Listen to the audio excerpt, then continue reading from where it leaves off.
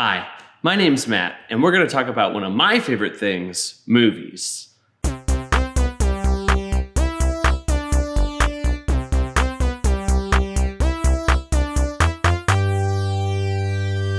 Well, Robert Downey's boy has done it again. After making countless Marvel's Adventures movies, the Iron Man himself takes on the titular role in the 6th installment of the Dr. Dolittle franchise. Dolittle? I think actually it's do a lot.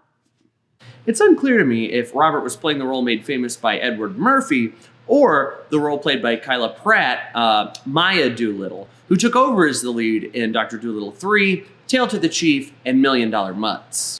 Unfortunately, in either case, there seem to be some continuity errors introduced in this installment of the franchise. For one, try as he might, Robert doesn't quite pull off a young black woman. And for two, I'm pretty sure that this installment took place in olden times, even though it's a sequel, I guess. And in the first one, Dr. Dolittle had like a watch and stuff and like a phone, so he should have had those things in this one too. Now, I did fall asleep through the beginning of this film and numerous times throughout. But from what I gathered, this is a movie about how Dolittle's wife is dead, and he's very sad about it. So all he wants to do is play mouse chess with a gorilla. That is until a dumb kid shows up with a squirrel that he shot, and then this lady girl shows up also and says, "The queen is sick. Can you save the queen?" And somehow those things, he goes, "Okay," and shaves and he's on a boat. So that's what the movie's about. Downey's not the only star, though. He's joined by a whole cast and crew of funny animals. There's a polar bear and an ostrich, and the squirrel that got shot. It doesn't die. He's a doctor, so. And they're all voiced by a bunch of, I do believe, famous people. A lot of the voices, I was thinking, that sounds like, and I never did figure it out, but I'm sure that somebody could. There was one particular scene that I found to be very brave, especially for a children's film.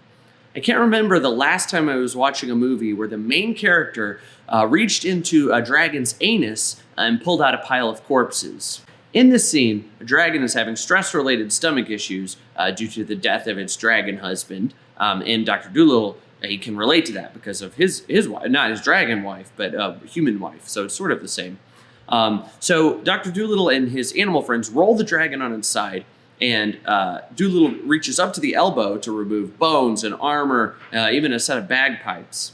It's implied that the dragon has been having these stomach issues for a long time, which really makes you wonder, was it having peculiar bowel movements, or was it having bowel movements at all? And we'll see, will that be something that's explored in the sequel? It's also interesting to note that Dolittle, like I said, up to almost his whole arm was inside of this dragon's rectum.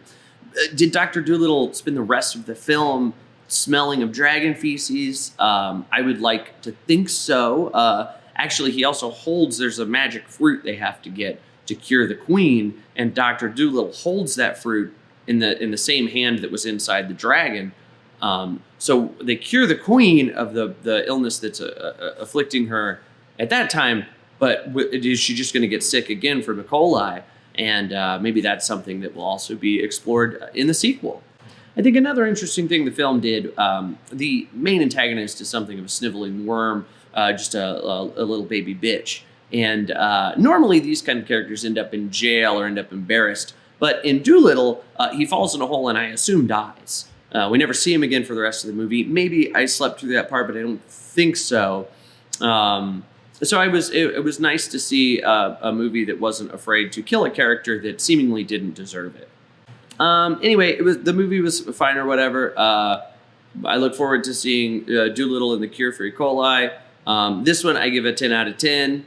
And remember to rate, like, and subscribe and comment and follow me on Twittergram and everywhere else, and tell your friends and tell people. You can tell people that aren't your friends. It doesn't really matter. Maybe if it's a cool way to make small talk or something, to say like, "Oh, I saw this very good film critique on the computer, the phone or the computer, or whatever you're watching it on." And thanks so much, and bye.